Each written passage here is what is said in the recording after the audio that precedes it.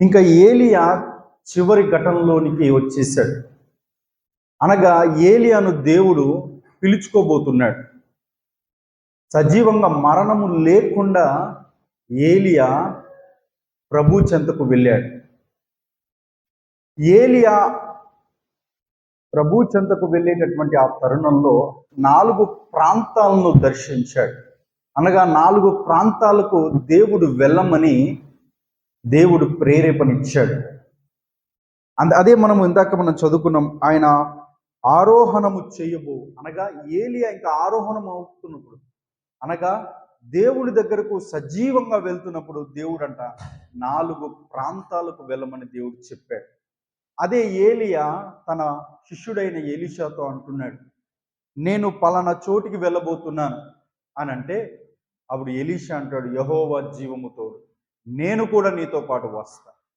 పలానా చోటికి వెళ్తున్నాను, నేను కూడా నీతో పాటు వస్తాను. పలానా చోటుకి వెళ్తున్నాను, నేను కూడా నీతో పాటు వస్తాను అని ఎలీషా మరణము వరకు ఏలియా యొక్క సహవాసాన్ని విడిచిపెట్టలేదు. దేవునికి స్తోత్రం కలుగును గాక.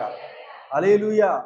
చూడండి, ఎలీషా ఏలియాకు పరిచయమైన తర్వాత, అనగా దేవుడు ఏలియాను తర్వాత ఎలీషాను ఏర్పరచుకోబోతున్నాడని దేవుడు సెలవిచ్చినప్పుడు, ఎలీషా ఏలియా సహవాసాన్ని కోరుకున్న తర్వాత ఎలీషా ఏం చేసాడో తెలుసా అండి? ఆ ఏలియాతో సహవాసము చివరి వరకు, ఏలియా ఆరోహణమయ్యే వరకు, అనగా ఏలియా ప్రభు చెంతకు వెళ్ళేంత వరకు ఆ సహవాసాన్ని ఎలీషా విడిచిపెట్టలేదు. దేవునికి స్తోత్రం కలుగును గాక. ఎంత అద్భుతమైన సహవాసం, ఎంత అద్భుతమైన ఆత్మీయత ఎలీషా మనకు నేర్పిస్తున్నాడు. ఒకసారి మనం అర్థం చేసుకుంటాం. దయచేసి గమనించండి, మనము కూడా దేవుని యొక్క సన్నిధిలోనికి వచ్చిన తర్వాత, ఒక దైవజనుడి యొక్క వాక్యం గుండా మనం వెళ్తూ ఉన్నప్పుడు, ఒక దైవజనుడి యొక్క అడుగు జాడల్లో మనం వెళ్తూ ఉన్నప్పుడు, మన సంఘ కాపరైన దైవజనుల యొక్క ఆత్మీయ ప్రయాణంలో మనము కూడా కొనసాగుతున్నప్పుడు, అది ఎంతవరకు కొనసాగాలి అని అంటే చివరి శ్వాస వరకు మనము కొనసాగాలి. దేవునికి స్తోత్రం. అలాగే మధ్యలో విడిచిపెట్టి వెళ్ళడానికి ఏ మాత్రం అవకాశం ఉండకూడదు. అలాంటి అవకాశము రాకూడదు. అలాంటి అవకాశం ఒకవేళ వచ్చింది అని అంటే అది సైతానిచ్చే అవకాశం. అది సైతానిచ్చే అవకాశము గనుక ఒక్కసారి మనము దేవుని సన్నిధిలో దైవజనుని యొక్క సహవాసములో మనము ఆ ఆత్మీయ అడుగుడు జాడల్లో మనం వెళ్తున్నప్పుడు, ఈ ఆత్మీయ యాత్రలో మనము చివరి వరకు వెంబడించే వారుగా మనం ఉండాలి. అయితే ఈ ఏలియా చేసిన ప్రయాణాలు, ఈ ఏలియా చివరిగా చేసిన ప్రయాణాలు, చివరిగా సందర్శించిన స్థలాలు, అది మన ఆధ్యాత్మిక జీవితం కూడా అది ఎంతో దీవెనకరముగా ఆశీర్వాదకరమైన స్థలాలుగా ఉన్నాయి. చూడండి, మన జీవితము కూడా ఇది ఆత్మీయ యాత్ర, ఇది ఆత్మీయ ప్రయాణము, విశ్వాస యాత్ర, ఆత్మీయ ప్రయాణము గుండా మనం వెళ్తూ ఉన్నాం. ఈ ఆత్మీయ ప్రయాణంలో కూడా మనము ఒక 4 అనుభవాలు గుండా మనము ఖచ్చితంగా వెళ్ళవలసిన వారమై ఉండాలి. ఆ 4 అనుభవాలు ఏంటి అనంటే, ఇక్కడ ఏలియా చివరిగా 4 స్థలాలు ఏలియా గారు దర్శించారు. ఆ స్థలాలు గుండా వెళ్ళారు, ఆ ప్రాంతాలు గుండా వెళ్ళారు. ఆ ప్రాంతాలు ఏంటని మనం ఆలోచన చేస్తే, రాజుల 2వ గ్రంథము 2వ అధ్యాయం నుంచి మనము జాగ్రత్తగా పరిశీలన చేస్తే ఇక్కడ 4 ప్రాంతాలు, 4 స్థలాలు కనపడతా ఉంటాయి. ఆ 4 స్థలాలు పేర్లు ఏంటంటే, మొదటిగా గిల్గాలు. మొదటిగా ఏంటండి? గిల్గాల్. రెండవదిగా బేతేలు. రెండవది ఏంటమ్మా? బేతేలు. మూడవదిగా ఎరికో. మూడవది ఏంటమ్మా? ఎరికో. నాలుగవదిగా యోర్దాను. నాలుగవది ఏంటమ్మా? చెప్తారా ఒకసారి? గిల్గాలు, బేతేలు, ఎరికో, యోర్దాను. ఈ 4 ప్రాంతాలు ప్రయాణము చేసిన తర్వాత ఏలియా ప్రభు చెంతకు కొనిపోబడ్డాడు. మరి ఈ 4 స్థలాల యొక్క ప్రత్యేకతలు ఏంటి?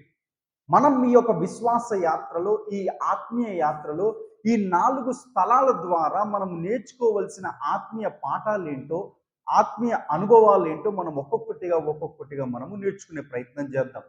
మొదటిగా ఏలియా గిల్గాలులో ఉన్నాడు.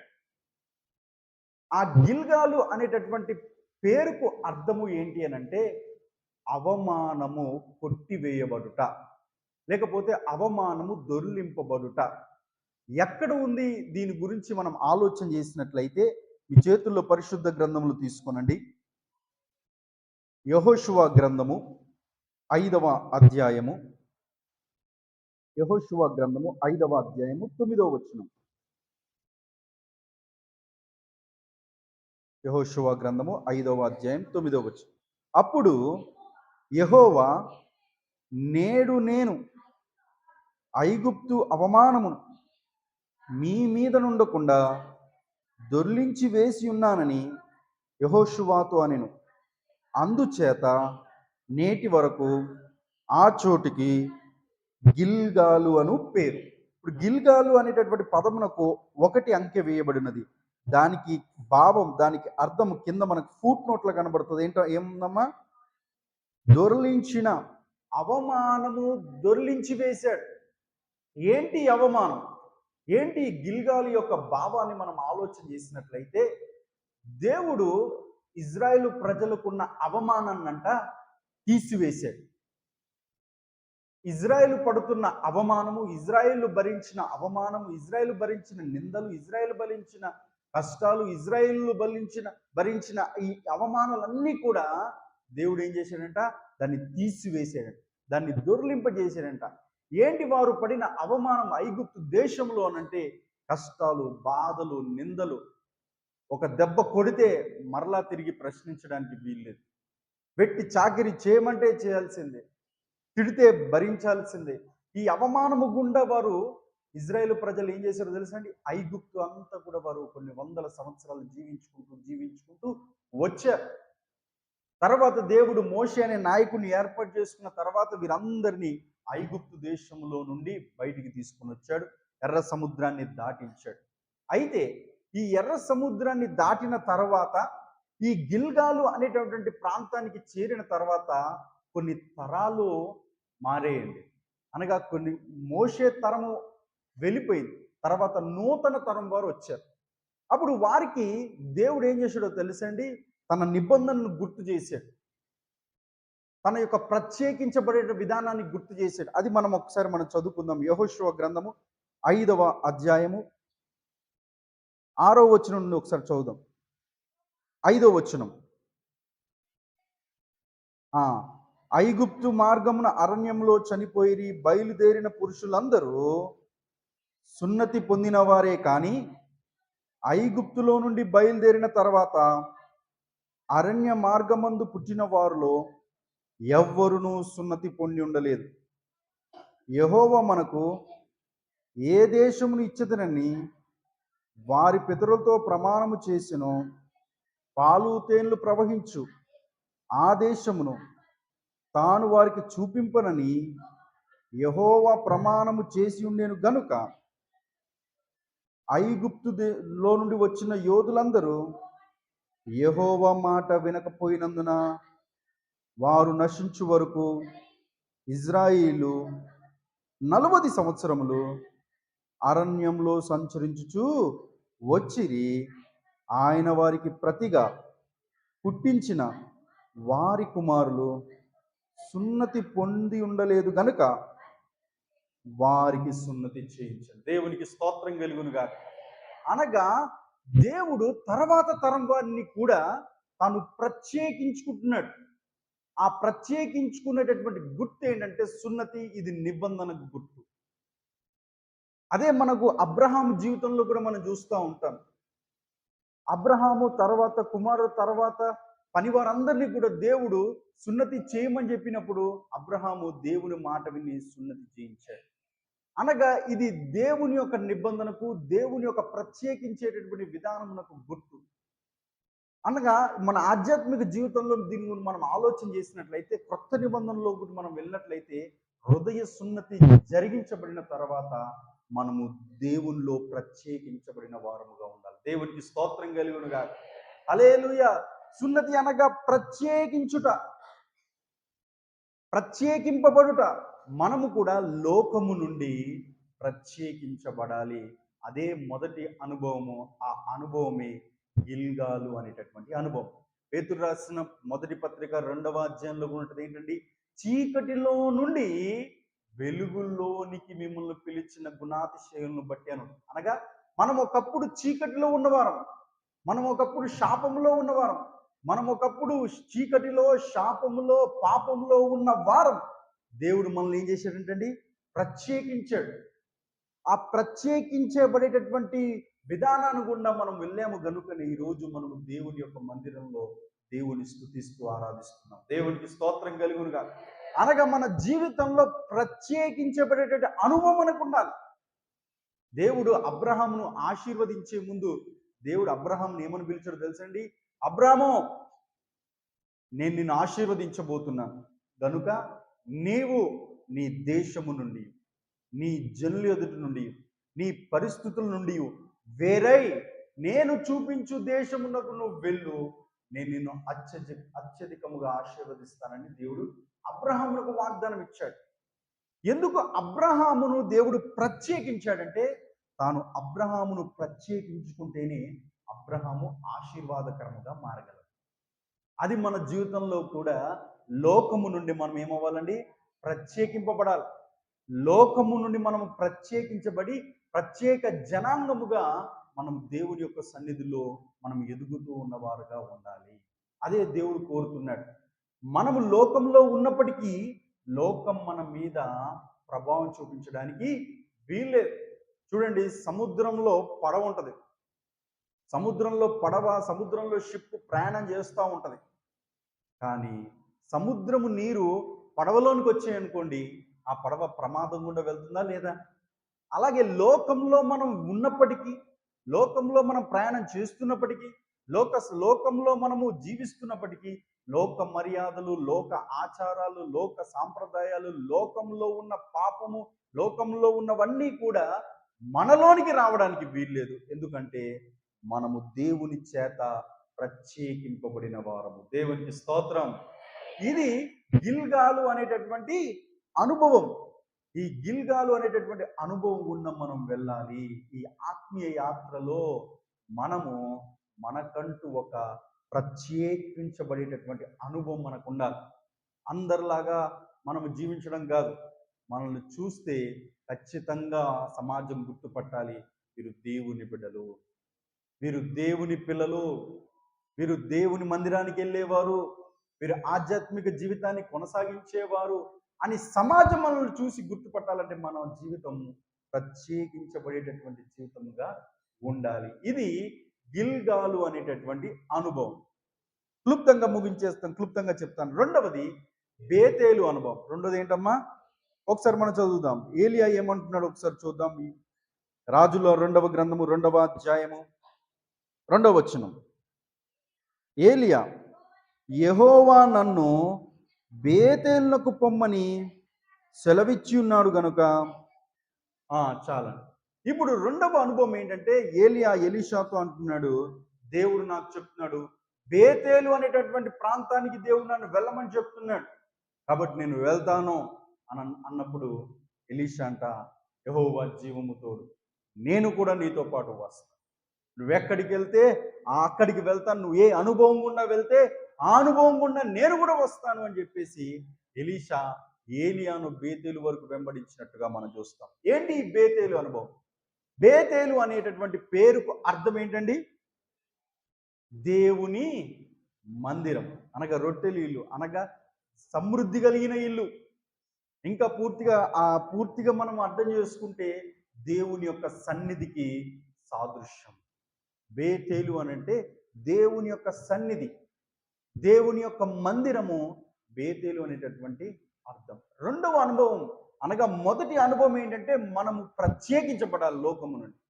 ప్రత్యేకించబడిన తర్వాత మనము మన ఆత్మీయ ప్రయాణము ఎక్కడి నుండి వెళ్ళాలి అని అంటే, దేవుని సన్నిధి, దేవుని మందిరం అనేటటువంటి అనుభవము గుండా మనము వెళ్ళాలి.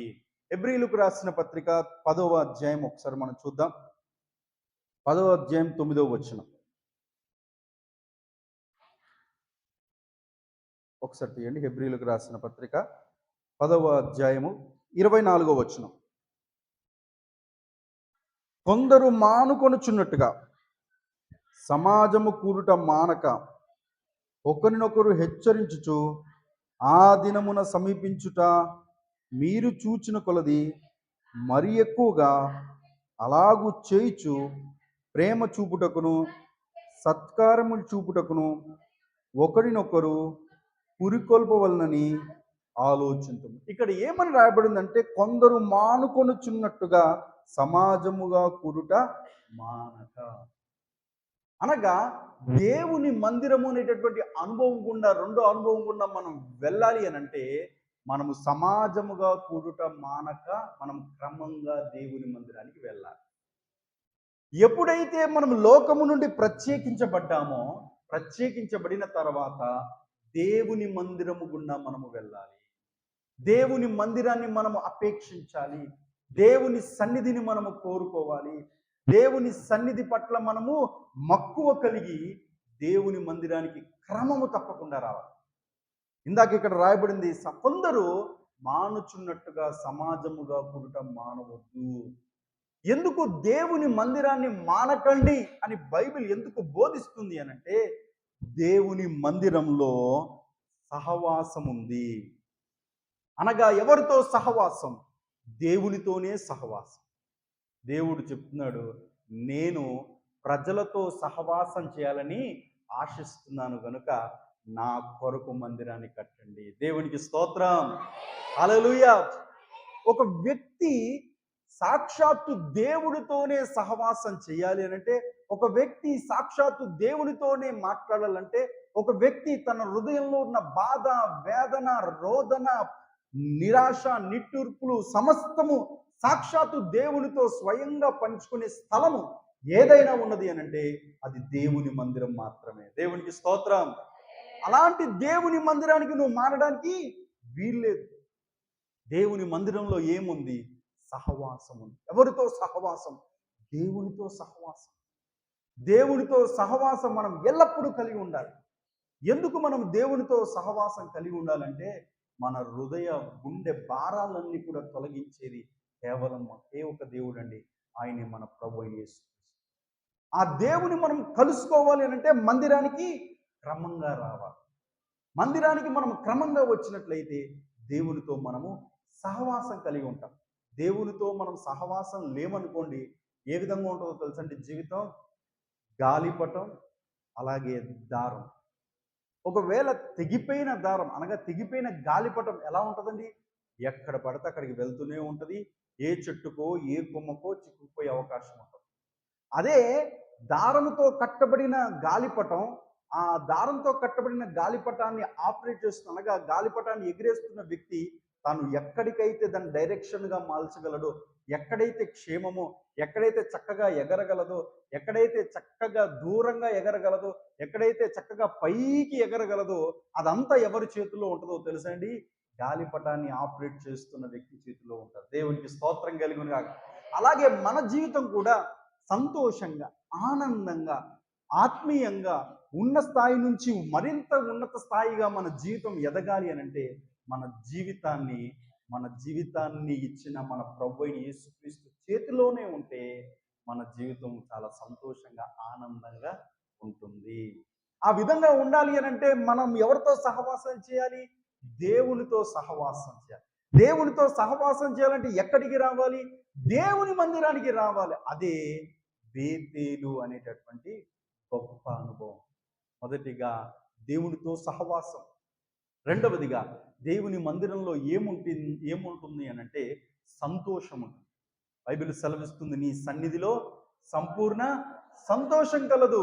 నీ సన్నిధానములో సంపూర్ణ సంతోషం, ఆరాధించుకొనే విలువైన అవకాశం. నీ సన్నిధానములో సంపూర్ణ సంతోషం, ఆరాధించుకొని విలువైన అవకాశం. కోల్పోయినవన్నీ నాకు ఇచ్చుటకును, బాధల నుండి బ్రతికించుటకును. కోల్పోయినవన్నీ నాకు ఇచ్చుటకును, బాధల నుండి బ్రతికించుటకును నీవే రాకపోతే నేనేమై నీవే రాకపోతే నేనేమైపోదును. నేనుండాలేనయ్యా, నీ బ్రతుకాలేనయ్యా, నేనుండాలేనయ్యా, నీ బ్రతుకాలేనయ్యా, నీవే లేకుండా నేనుండ నీ తోడే లేకుండా నీ బ్రతుకాలేనయ్యా. రాజా నీ సన్నిధిలో ఉంటానయ్యా, మనసారా ఆరాధిస్తూ బ్రతికేస్తానయ్యా. రాజా నీ సన్నిధిలోని ఉంటానయ్యా, మనసారా ఆరాధిస్తూ బ్రతికేస్తానయ్యా. దేవునికి స్తోత్రం, హల్లెలూయా. దేవుని మందిరంలో మొదటిగా దేవునితో సహవాసం, దేవుని మందిరంలో సంతోషం, పరిపూర్ణమైన సంతోషం, పరిపూర్ణమైన ఆనందం ఎక్కడ దొరుకుతుంది మనం ఆలోచన చేస్తే ఈ ప్రపంచంలో ఏ స్థలంలో కూడా దొరకదంటాడు సంతోషం. జీవితం సంతోషంగా ఆనందంగా మోస్ట్ మెమొరబుల్ మూమెంట్గా ఉండాలి అని చాలామంది ఆయా స్థలాలకు వెళ్తారు. చాలామంది ఏం చేస్తారండి, ఆయా స్థలాలకు, విహారయాత్రలకు, ఆయా స్థలాలకు వెళ్తూ ఉంటారు. ఎందుకనంటే ఆ స్థలాలకు వెళ్ళి సంతోషంగా, ఆ స్థలాలకు వెళ్ళి ఆనందంగా, ఆ స్థలాలకు వెళ్ళి ఉల్లాసంగా ఉండాలని చెప్పేసి కొంతమంది ఎంత ఖర్చు అయినా సరే దూర ప్రయాణాలకు వెళ్ళి ఆ స్థలాలకు చేరి ఆనందించాలని చాలామంది ఆశిస్తూ ఉంటారు. కానీ ఎక్కడ కూడా పరిపూర్ణమైన ఆనంద సంతోషకరమైన స్థలము ఎక్కడ దొరకదండి. కేవలం దేవుని మందిరంలో మాత్రమే దొరుకుతుంది. దేవునికి స్తోత్రం.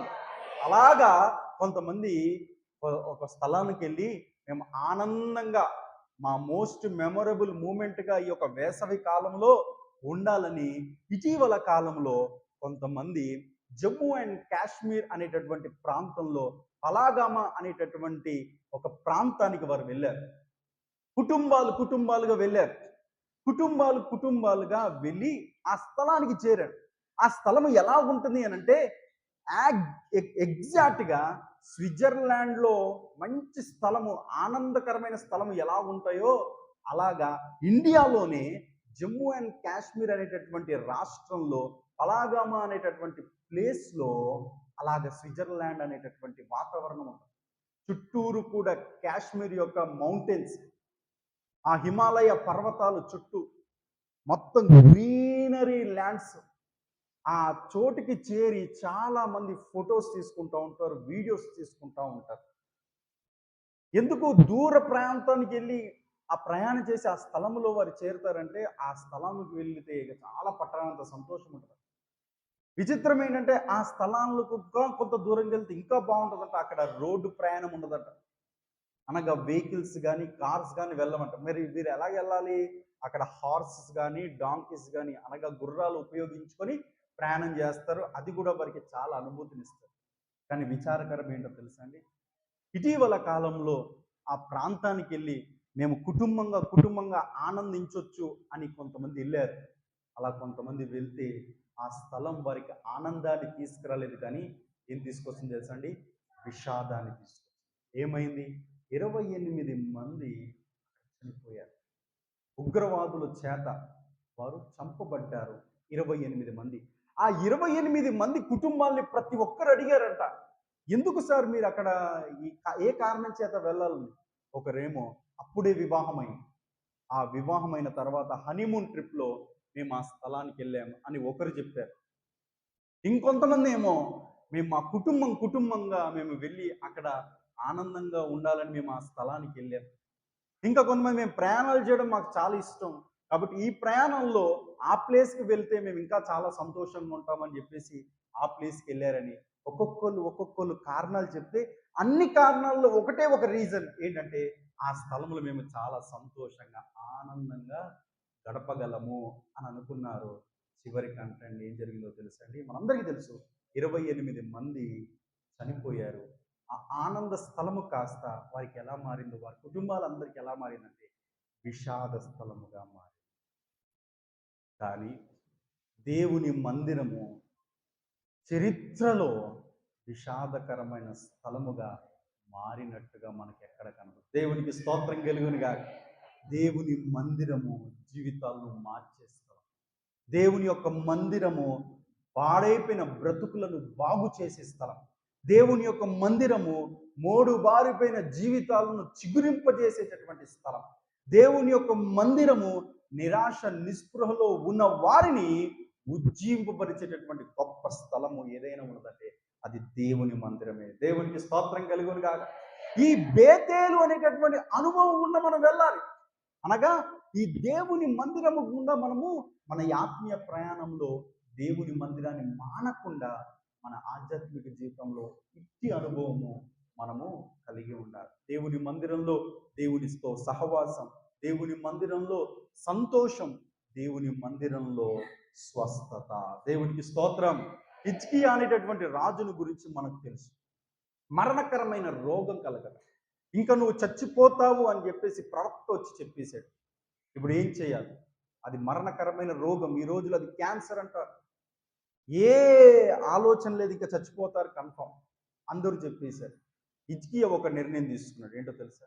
నేను చచ్చిపోతాను అంటున్నారు కదా, నన్ను ఈ మరణం నుండి తప్పించగలిగిన దేవుని దగ్గరికి నేను వెళ్ళాలని చెప్పేసి సరాసరి ఎక్కడికి వెళ్ళాడో తెలుసండి? హిజ్కియా సరాసరి దేవుని మందిరానికి వెళ్ళి, అయ్యా నన్ను జ్ఞాపకం చేసుకో అని కన్నీళ్లు విడుస్తూ ప్రార్థన చేశాడు. అలా కన్నీళ్లు విడుస్తూ దేవుని మందిరంలో ప్రార్థన చేస్తే ఆ దేవుని మందిరంలో హిజ్కియా యొక్క కన్నీరును నా దేవుడు చూశాడు. దేవునికి స్తోత్రం కలుగునుగా. హిజ్కియాను దేవుడు చూసి అంటాడు, నీ కన్నీళ్లు నేను చూశాను, నీ ప్రార్థన నేను అంగీకరించి ఉన్నాను అని మరణాన్ని కొట్టివేసి 15 సంవత్సరాలు ఇంకా ఆయుష్నిచ్చాడండి. దేవునికి స్తోత్రం. చూడండి, దేవుని మందిరంలో మనం వచ్చి కన్నీళ్లతో ప్రార్థిస్తే మన ప్రార్థన దేవుడు ఖచ్చితంగా వింటాడు. బైబిల్ ఇది బేతేలు అనేటటువంటి అనుభవం. మొదట గిల్గాలు అనేటటువంటి అనుభవం, అనగా ఈ యొక్క లోకము నుండి మనం ప్రత్యేకించబడిన జనాంగంలో ఉండాలి. రెండవదిగా బేతేలు అనేటటువంటి అనుభవం, లోకము నుండి ప్రత్యేకించబడిన తర్వాత ఈ దేవుని మందిరము గుండా మనం వెళ్ళాలి. అనగా దేవుని మందిరాన్ని మనము కలిగి ఉండాలి. దేవుని మందిరంతో పాటు మనము దేవునితో సహవాసం మనము క్రమంగా కలిగి ఉంటే మన ఆధ్యాత్మిక జీవితం అనే ప్రయాణము సురక్షితంగా ప్రయాణం చేయగలుగుతాం. మూడవది ఏలియా అంటున్నాడు ఎలీషాతో. ఒకసారి చూద్దాం. రాజుల 2వ గ్రంథము 2వ అధ్యాయం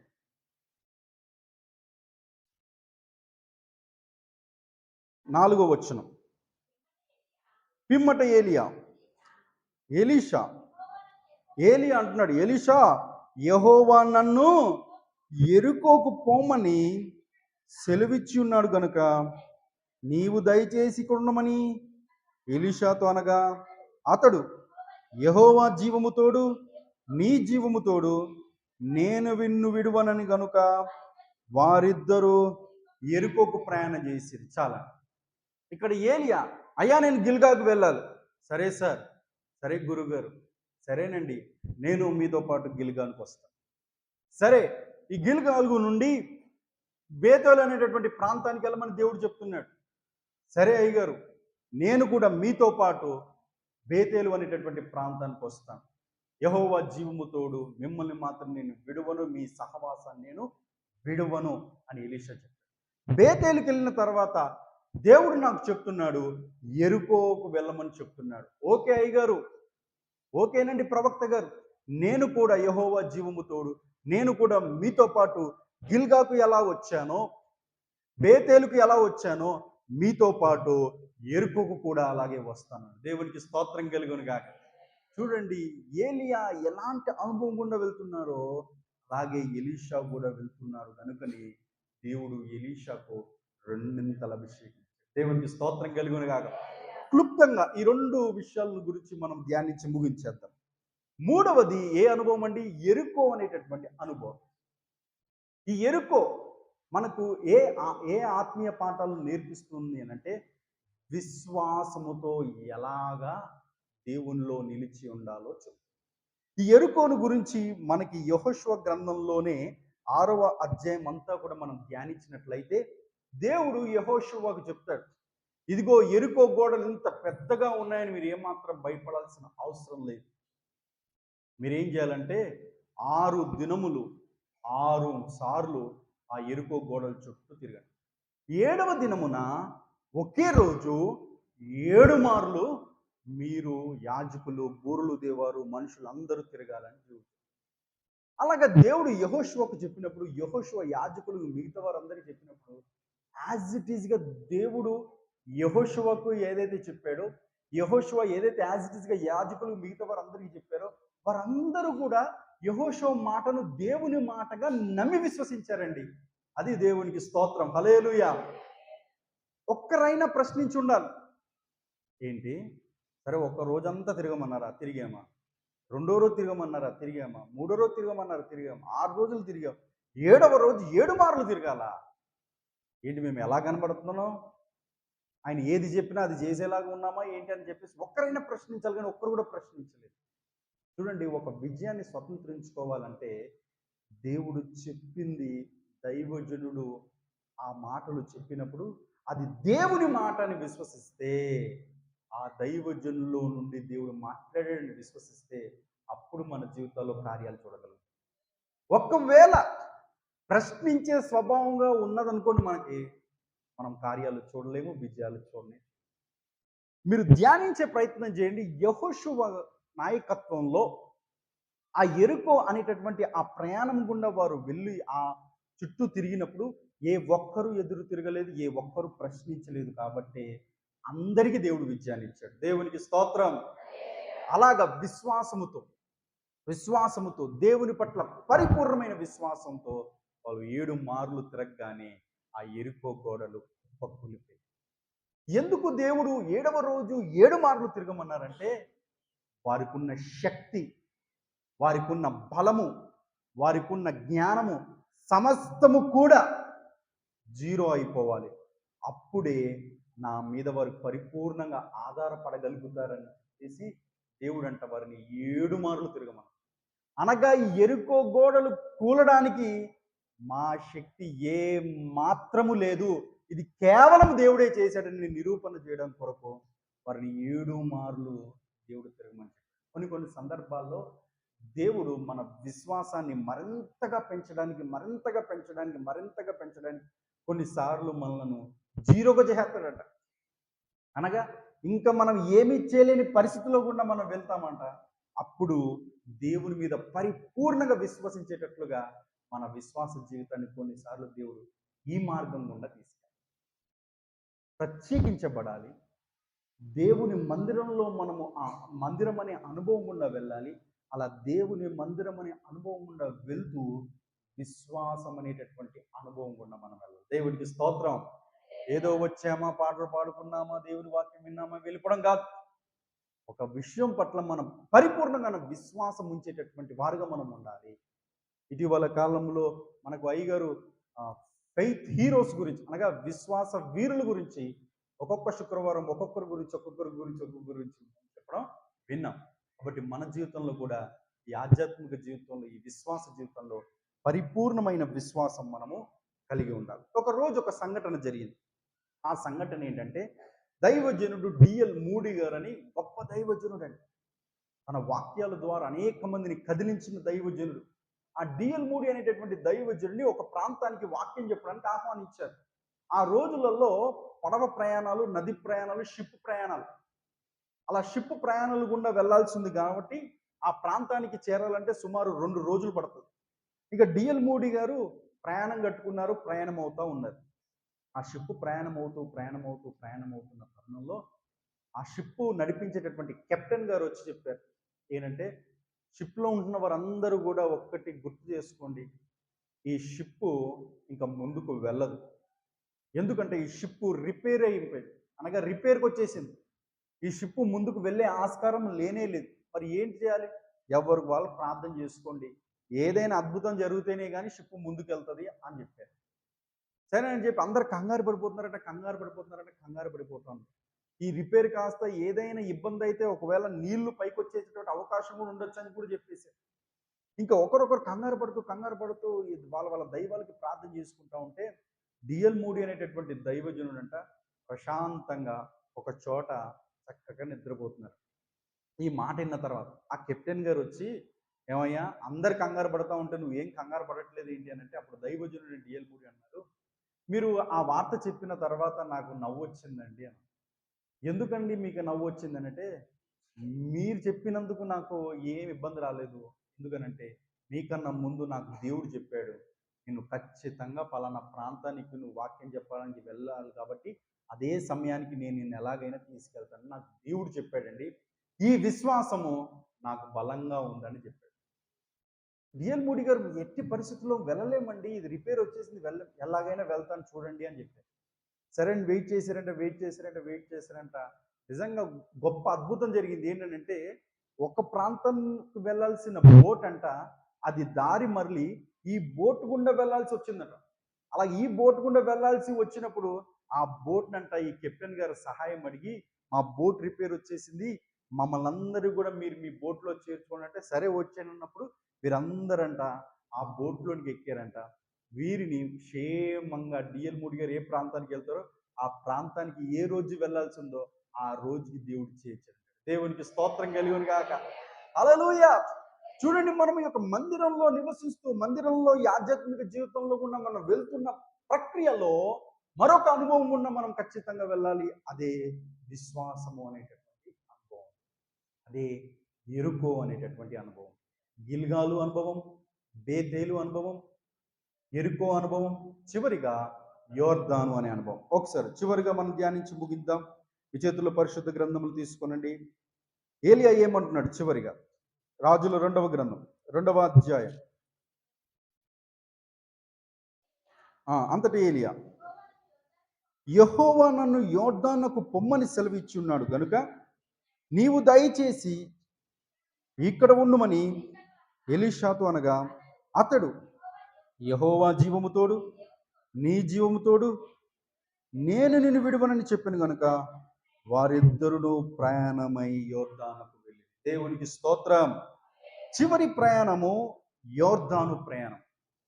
ఈ యోర్దాను అనుభవం ఎలాంటి అనుభవం అంటే విజయ పదము ఉండేటటువంటి అనుభవం, విజయము అనేటటువంటి అనుభవం. మనము దేవుని యొక్క ఈ యొక్క విశ్వాస యాత్రలో, ఆత్మీయ యాత్రలో ప్రత్యేకించబడిన అనుభవం గుండు వెళ్తూ, దేవుని మందిరము అనే అనుభవం గుండు వెళ్తూ, విశ్వాసం అనేటటువంటి అనుభవం గుండా వెళ్తూనే విజయాలు అనేటటువంటి అనుభవం గుండా కూడా దేవుడు మనలను తీసుకెళ్తాడు. ఎలా తీసుకెళ్తాడు? యోర్దాను గురించి బైబిల్లో అనేక సందర్భాల్లో రాయబడి ఉన్నాయి. అనేక సందర్భాల్లో యోర్దాను గురించి మనకి అనేక సందర్భాల్లో చూస్తూ ఉంటాం. కానీ ఇక్కడ యెహోషువ గ్రంథంలో యోర్దాను గురించి ఒక సందర్భాన్ని మనం ధ్యానిద్దాం. ఒకసారి మీ చేతుల్లో పరిశుద్ధ గ్రంథం తీసుకురండి. 3వ అధ్యాయం, యెహోషువ గ్రంథము 3వ అధ్యాయము 9వ వచనం నుండి. కాబట్టి యెహోషువ, మీరిక్కడికి వచ్చి మీ దేవుడైన యెహోవా మాటలు వినుడి. ఇజ్రాయేలుకు ఆజ్ఞాపించి వారితో ఇట్లను, సర్వలోకనాథుని నిబంధన మందసము మీకు ముందుగా యోర్దాను దాటబోచున్నది గనుక. 13వ వచనం, సర్వలోకనాథుడగు యెహోవా నిబంధన మందసము మోయు యాజకుల అరికాళ్ళు యోర్దాను నీళ్లను ముట్టగానే యోర్దాను నీళ్లు అనగా ఎగువ నుండి పారు నీళ్లు ఆపబడి ఏకలాశిగా నిలిచెను. దేవునికి స్తోత్రం. హల్లెలూయా. చివరి అనుభవము ఏంటండి? యోర్దాను అనేటటువంటి అనుభవం. ఇది విజయ అనుభవం. యోర్దాను అనుభవం గుండా మనము కూడా వెళ్ళవలసిన వారమై ఉండాలి. ఏం జరిగింది యోర్దానులో? యాజకులు, ప్రజలు వీరు ప్రయాణమై వస్తున్నప్పుడు యోర్దాను నది అడ్డు. ఇప్పుడు వీరు యోర్దాను నది దాటాలి. అంతకుముందు వీరి పితరులు ఒక సముద్రాన్ని దాటారు. ఏ సముద్రం అండి? ఎర్ర సముద్రం. ఏ సముద్రం అండి? ఎర్ర సముద్రాన్ని దాటించింది ఎవరు? దేవుడే. మీరు ఊరకనే నిలిచి ఉండడి, దేవుడు చేయు అద్భుతమును చూడండి అని చెప్పాడు మోషే. అప్పుడు ఏం జరిగిందండి? ఎర్ర సముద్రం, వారు ఇశ్రాయేలు ప్రజలందరూ ఊరకనే నిలిచి ఉన్నారంట. మోషే 2 చేతులు చాపగా ఎర్ర సముద్రము 2 పాయలేని ఆరిన నేలగా. ఇక్కడ యోర్దాను నదికి వచ్చేసరికి ఇక్కడ దేవుడు ఏం చెప్తున్నాడో తెలుసా? మీరు వెళ్ళండి, మీరు వెళ్తే అద్భుతం జరుగుతుంది. మందసాన్ని మోస్తూ యాజకులారా మీరు మొదట మీ పాదం వేయండి. అలా పాదం వేయగానే నీళ్లు విభజింపబడతాయి, పొడి నేలగా మారుతుంది, ఆరిన నేలగా మారుతుంది. కాబట్టి మీరు మందసం మోస్తూ ఆ యోర్దాను నది మీద మీరు అడుగు పెట్టండి అనగానే యాజకులు మందసాన్ని మోస్తూ యోర్దాను అనేటటువంటి నది మీద అడుగు పెట్టగానే యోర్దాను నీళ్ళు ఏమైనాయండి? 2గా విడిపోయినాయి, రాశిగా నిలబడ్డాయి, పొడి నేలగా మారినప్పుడు యాజకులు ప్రజలందరట ఆ యోర్దాను నదిని దాటారు. దేవునికి స్తోత్రం. వారి పితరులేమో ఊరక నిలిచి ఉన్నారు. అనగా నీవు రక్షించబడనప్పుడు దేవుడే నీ జీవితంలో గొప్ప అద్భుతం చేస్తాడు. అద్భుతం చేసి నేను దేవుని మందిరంలో తీసుకుని వస్తాడు. రక్షించబడిన తర్వాత, విశ్వాస అనుభవం గుండా వెళ్ళిన తర్వాత నువ్వే దేవుని కొరకు గొప్ప కార్యాలు చేయాలి. దేవునికి స్తోత్రం. ఇది యోర్దాను అనేటటువంటి అనుభవం.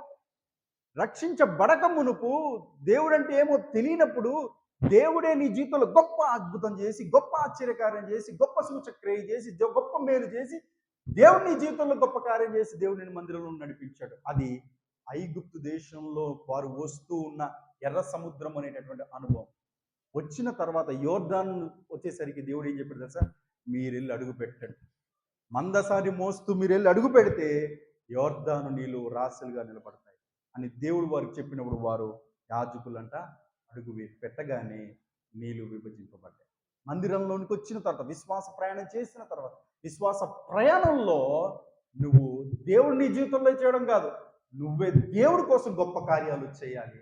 అదే యోర్దాను అనేటటువంటి అనుభవము. ఇట్టి 4 అనుభవాలు గుండా మనం వెళ్తూ ఉంటే ఈ విశ్వాస యాత్రలో దేవుడు మనల్ని అంచెలంచెలుగా ఉన్నతమైన స్థానం తీసుకెళ్ళి మనలో అనేక మందికి ఆశీర్వాదకరముగా మారుస్తాడు. దేవుడు ఈ 4 అనుభవాలు మన జీవితంలో కలగాలని ప్రార్థన చేద్దాం. చిన్న ప్రార్థన. ప్రేమగల తండ్రి, దయగల యేసయ్య, మీకు వందనాలు నాయనా ప్రభువా. ఈ 4 అనుభవాలు మీరు మాకు నేర్పించారు. మొదటిగా గిల్గాల్, రెండవదిగా బేతేల్, మూడవదిగా యెరికో, 4వదిగా ప్రభువా యోర్దాను. ఈ అనుభవాలు మా జీవితంలో ఉండలాగున సహాయం చేయండి. విత్తబడిన వాక్యం ప్రతి హృదయంలో నాటబడి ఫలించుటకు కృప చూపించండి. మీకే సమస్త మహిమ ఘనత ప్రభావం చెల్లిస్తూ యేసుక్రీస్తు నామములో ప్రార్థనని వేడుకుంటున్నాము తండ్రి. అందరికీ వందనాలండి.